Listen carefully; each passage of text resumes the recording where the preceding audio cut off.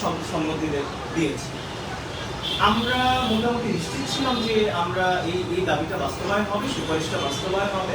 আমরা মোটামুটি বিজয় মিছিল করার জন্য প্রিপারেশন নিচ্ছিলাম, কিন্তু হঠাৎ করে দেখলাম যে সেই দাবিটা 32-এ এসে পৌঁছেছে।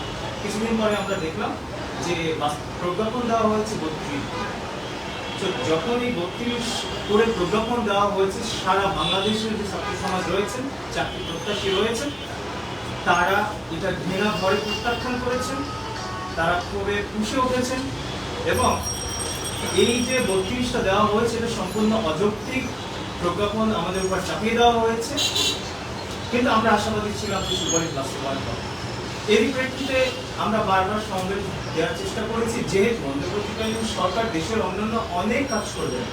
আমরা একটা শিক্ষিত প্ল্যাটফর্ম থেকে আমরা খুব বেশি সমাবেশ দিয়ে আমরা এই অন্তর্বর্তীকালীন সরকারের কাজকে বিঘ্নিত করতে চাই।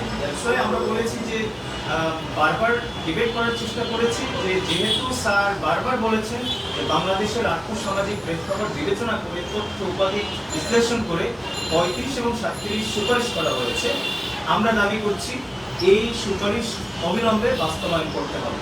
এবং যে 32 প্রজ্ঞাপন দেওয়া হয়েছে এটা আমরা ঘৃণাভরে প্রত্যাখ্যান করে এসেছি, এখনো দাঁড়িয়ে আমরা এটা প্রত্যাখ্যান করছি। আমরা মনে করছি এটা কিছু সংখ্যক মানুষের ব্যক্তি বিশেষ প্রেসক্রিপশন দেওয়া হয়েছে। যেহেতু একটা সুপারিশ করা হয়েছে, এটা আমাদের ডক্টর মোহাম্মদ ইউনূস স্যারের আন্ডারের একটা সংস্থার কমিশন। এর মানে তিনি তার যে সুপারিশটা করা হয়েছে নিশ্চয়ই সেটা কোনো একক ব্যক্তির স্টেটমেন্টের সে অবশ্যই গুরুত্ব বহন করে বলে আমরা মনে করছি। আমরা এর আগেও সমাবেশ করেছি, এখন যেহেতু আমাদের এই সুপারিশটার বাস্তবায়ন তারা করছে না, আমরা আবারও সমাবেশের ডাক দিতে যাচ্ছি। কারণ আমি স্পষ্ট বলে দিতে চাই, আমাদের যে দাবি সেই দাবি থেকে আমরা কোনো পরিমাণ বিচ্যুতি হব না। আমাদের দাবি বাস্তবায়ন করতেই হবে। আপনাদের মনে রাখা উচিত, একটা দাবি যেহেতু 12 বছর ধরে চলে আসছে, এটা যতক্ষণ পর্যন্ত আদায় না হবে আমরা এই দাবি আমরা এর জন্য সমাবেশ লাগি, মহাসমাবেশ লাগু, আমরা এর জন্য সামনে আগাতে হবে।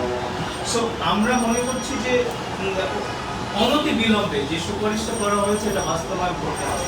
এরই প্রেক্ষিতে সামনে একটা সমাবেশে আমরা ঘোষণা করতে যাচ্ছি। ঘোষণাটা আমাদের দাদা করবেন, তার আগে আমি দু একটা কথা বলে যাচ্ছি।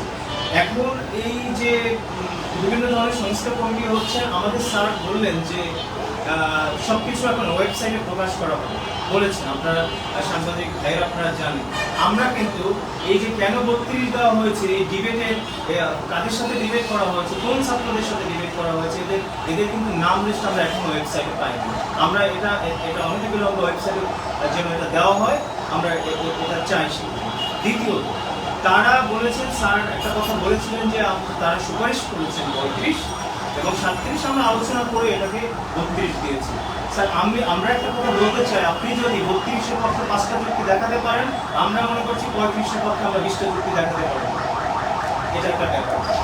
আর বাংলাদেশের আর্থসামাজিক অবস্থা, সেশন জট এবং অন্যান্য সকল অবস্থার প্রেক্ষিতে 32 এই দেশের প্রেক্ষাপটে কোনোভাবেই গ্রহণযোগ্য নয়। আমার এটা একটা পয়েন্ট। দ্বিতীয় পয়েন্ট হচ্ছে, আপনাকে আরেকটা বিষয় বুঝতে হবে, 2021 সালে একটা বিশেষ শুরু হয়ে যে দেশে 2025 সালেও তা চলমান থাকে, সেই দেশে এই 32 কখনোই একটা গ্রহণযোগ্য বয়স হতে পারে না। সেক্ষেত্রে আমরা মনে করছি যে সুপারিশটা করা হয়েছে, এটা অনতি বিলম্বে এটা বাস্তবায়ন করতে হবে। আমি আবারও রিপিট করছি, আপনি দেখেন এই এখনো এই চাকরি প্রত্যাশীরা যারা পরীক্ষা দিচ্ছে, 40তম বিসিএস শুরু হয়েছে 2021 সালে, সেটা এখনো পর্যন্ত হ্যাঙ্গিং রয়েছে। যে বাংলাদেশে একটা বিসিএস 3 থেকে 4 বছর সময় নেয়, সে বাংলাদেশে কোনো বয়স থাকার প্রয়োজনীয়তা নেই বলে আমরা মনে করি। কিন্তু যেহেতু আমাদের শ্রদ্ধেয় স্যারের আন্ডারে একটা কমিশন গঠন হয়েছে, স্যারকে আমরা সবাই শ্রদ্ধা করি, স্যারের প্রতি আমাদের একটা আস্থা রয়েছে, আমরা এখানে সম্মত হয়েছি। যদি তারা এই সুপারিশটাকেও যদি তারা বাস্তবায়ন না করে, ছাত্ররা যদি এরপরে বিভিন্ন ক্ষেত্রে উন্মুক্ত ডাক দেয়, আমাদের তখন কিছুই করার থাকবে না। কারণ সারা বাংলাদেশের ছাত্ররা এই সুপারিশের দিকে তাকিয়ে আছেন। যদি আপনারা পরবর্তী সমাবেশের মধ্যে আমাদের এই সুপারিশ বাস্তবায়ন না করেন, এরপরে যদি সারা বাংলাদেশের ছাত্ররা যদি বিভিন্ন ক্ষেত্রে উন্মুক্ত ডাক দেয়, আমাদের তখন কিছুই করার থাকবে না। তখন এই আন্দোলন আরো দীর্ঘ হবে। আমরা সেটা চাচ্ছি না, আমরা চাচ্ছি সরকারকে সহযোগিতা করতে। এর প্রেক্ষিতে আমাদের দাদা এখন আগামী সমাবেশের যে ডেটটা এবং দাদা ঘোষণা করবেন, আমি তাদেরকে অনুরোধ করছি এটা ঘোষণা করার জন্য। বর্তমান এপ্রিল তারা আগামী তাদের পক্ষ থেকে আমি আগামী 27 এপ্রিল 2025 রোজ রবিবার শাহবাগে একটা সমাবেশে ডাক দেওয়া হয়েছে। তো সবাইকে যদি আমরা আশা করবো যে এর মধ্যেই সরকার দাবিটা মেনে নেবে, যেহেতু একটা সুপারিশ করা হয়েছে। তো যদি না মানা হয় তাহলে সব যে যারা সাধারণ যে 35 প্রত্যাশী আছে সবাইকে নিয়ে মাঠে একটা সমাবেশের আমরা জানিলাম টিমের পক্ষ থেকে। আপনি যদি কিছু জানার থাকে এটা কর্মসূচিটা ভাই আবার একটু বলেন। আগামী 27 এপ্রিল রোজ রবিবার সকাল 10টায় সকাল 10টায় একটু গুছিয়ে বলেন যে সুপারিশ বাস্তবায়ন জনপ্রশাসন সংস্থা কমিটি যে সুপারিশ করেছে সেই সুপারিশ বাস্তবায়নের দাবিতে আগামী 27 এপ্রিল রোজ রোববার এই স্বাভাবিক সমাবেশে ডাক দেওয়া হয়েছে। আর তবে আমরা আশা করবো যে সরকার এর মধ্যে দাবিটা মেনে নেবে এবং যাতে আমাদের কোনো মাঠে নামতে না হয়। সমাবেশের ধরন কেমন থাকবে?